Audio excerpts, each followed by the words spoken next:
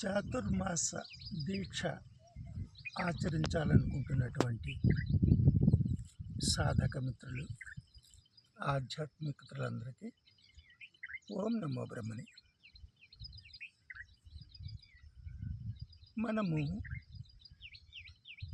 ఇంతవరకు మన చరిత్రని మనిషి, దేవ, బ్రహ్మల యొక్క కాలాన్ని గురించి వివరించుకున్నాం. ఇప్పుడు ఈ సమయంలో ఎదురయ్యేటటువంటి వాతావరణ మార్పుల నుండి మన రోగ నిరోధక శక్తిని పెంచుకునేటట్టుగా కొన్ని అభ్యాసాలు చేద్దాం. మనం సహజంగా ఎప్పుడూ పాటిస్తున్నటువంటి సోహం ధ్యానంలోని పంచప్రణవాలని ఇక్కడ చేస్తాం. అక్కడ జ్ఞానముద్రలో చేస్తాము. ఇక్కడ మనం శ్వాసలు తీసుకోవడానికి ఇబ్బంది లేకుండా చేతుల్ని ఇలా సపోర్ట్గా పెట్టుకుంటాం. ఈ పంచప్రణవాలు శ్వాస తీసుకుని ఆ అనేటటువంటి దాన్ని 5 సెకండ్లు, ఊ అనేటటువంటి దాన్ని 10 సెకండ్లు,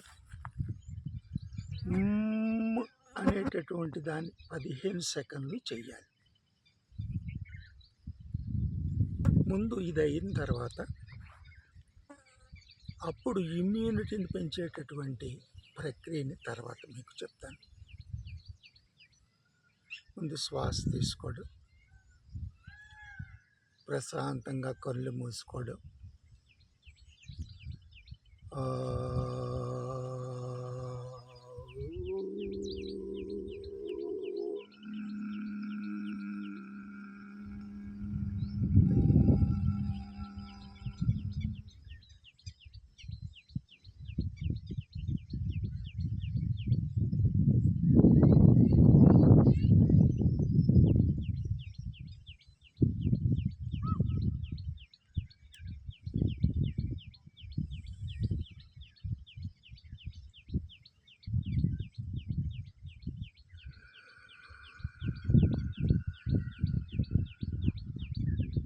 ఇది ఒక ప్రణవం అయింది.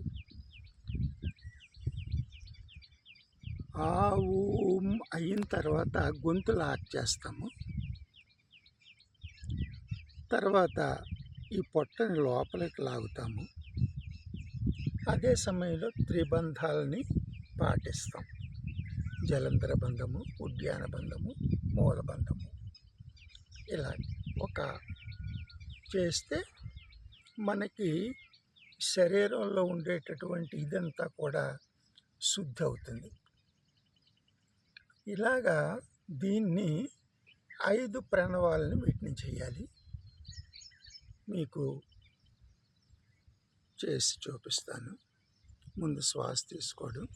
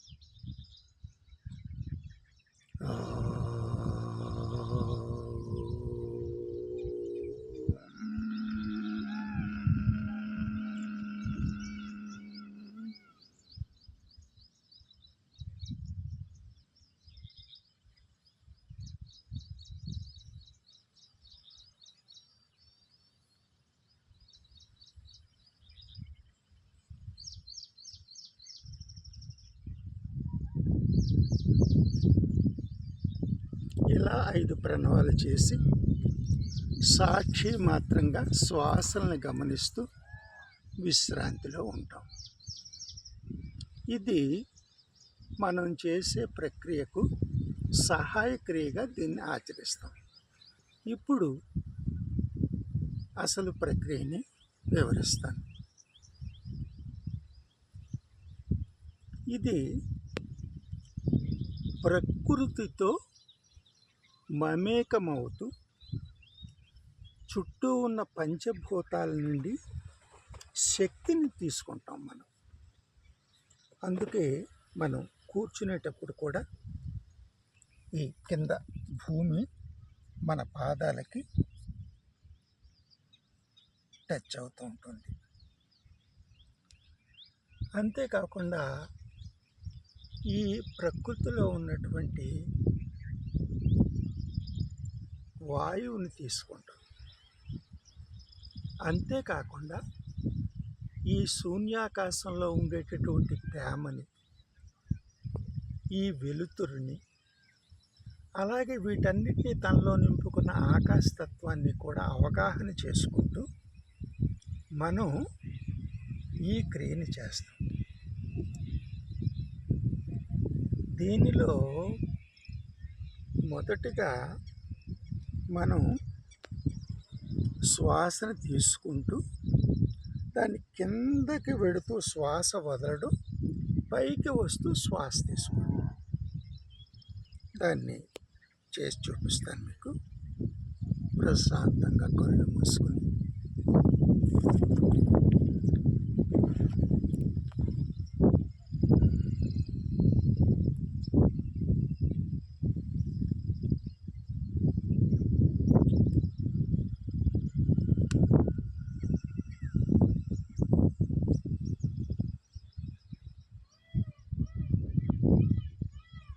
ఇది ఒక ఆవృత్తి.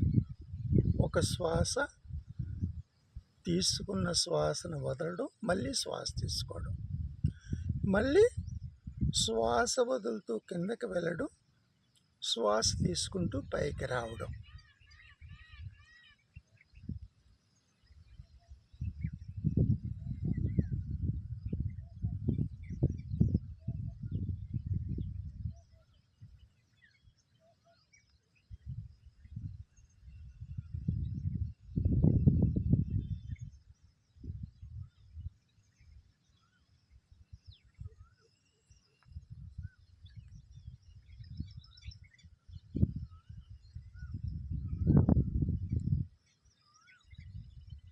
ఇలా చాలా నెమ్మదిగా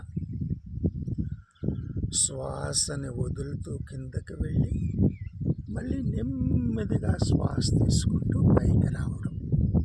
ఇలా చేయడం వల్ల మనలోనూ ఉండేటటువంటి అనేక శక్తులన్నీ చైతన్యవంతమై ఇమ్యూనిటీ విపరీతంగా పెరుగుతుంది. మనకి ఈ వర్షాకాలం రాగానే వచ్చేటటువంటి అనేక వైరస్ల నుంచి కూడా ఇది దాన్ని ఎదుర్కోగల శక్తి దీనికి వస్తుంది. అలాగ దీన్ని చేసుకోవాలి, నెమ్మదిగా చేసుకోవాలి. అర్థమైంది కదా? మళ్ళీ ఒక్కసారి ఈ శ్వాస ఎలా తీసుకోవాలనేటటువంటి దాన్ని చేద్దాం.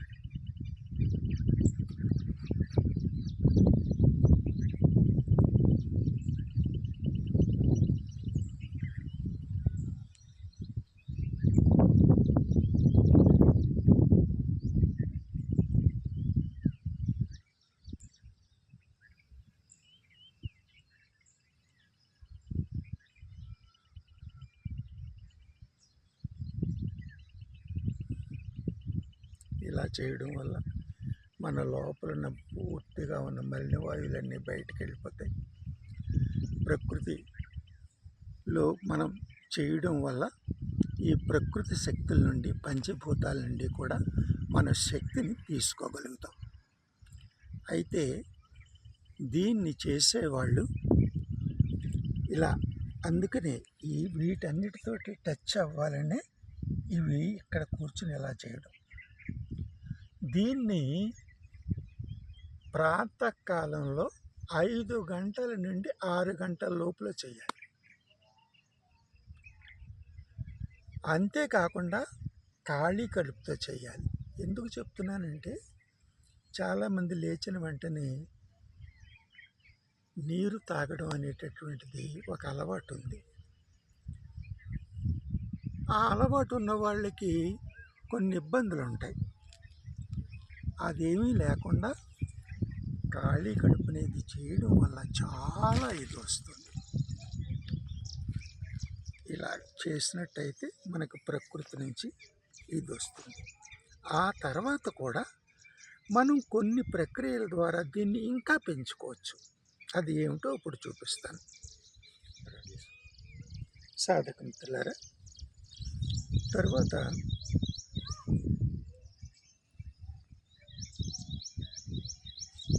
ఇలా 5 సార్లు చేసి ఆ తర్వాత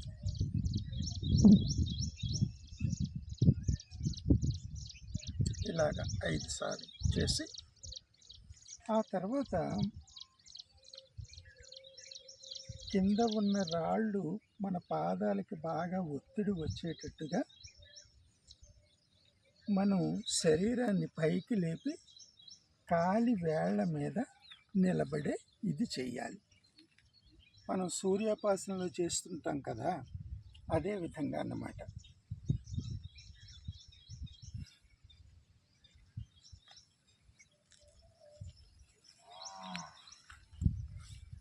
కాళ్ళను లేపేటప్పుడు కాలి వేళ్ల మీద శరీరం నిలబడ్డాన్ని గమనించాలి.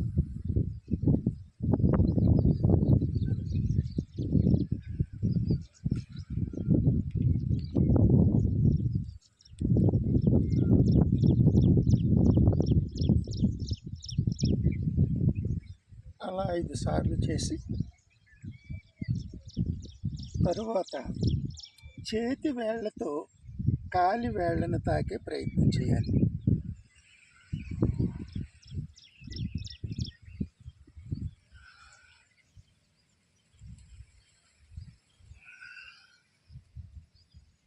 ఇలా 5 సార్లు చేసి తర్వాత